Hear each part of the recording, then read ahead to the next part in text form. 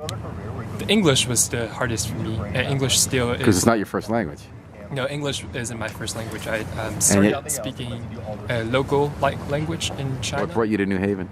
So my aunt had a Chinese restaurant here, and she offered my dad a job at her restaurant, and then she also offered me a place to live with. She took me in with her, and I was able to go to East Rock Magnet School because of her. What restaurant? State Garden. It's on stage. I didn't know enough English at first to actually help out at the front desk. But I remembered my aunt was at the walk-in. She was making lo mein or something, and I keep bugging her about like, oh, how do you say this? How do you say that? Is this the right way to say it? So, yeah. And is that part of how you learned English, hanging out at State Garden? Or? I would say partially.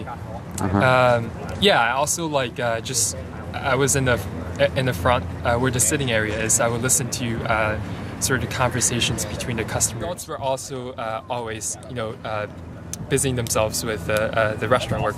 I was also always watching cartoon like. They had a TV in the restaurant? Not in the restaurant, but back in the workers' apartment.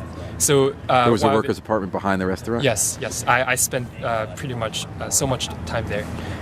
And it's Clifford, the big red dog, and that's where you learned some of your first English? And like Scooby-Doo. For English in particular, I tried to write essays before the test because that was the hardest part for me. Aside from the multiple choice, which was also hard because I wasn't quick enough to go through so many passages and answer all the questions.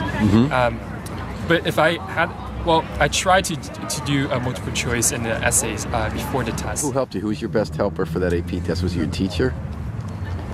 Let's see. I think my best companion was actually the AP website. The AP website that has a bunch of release questions.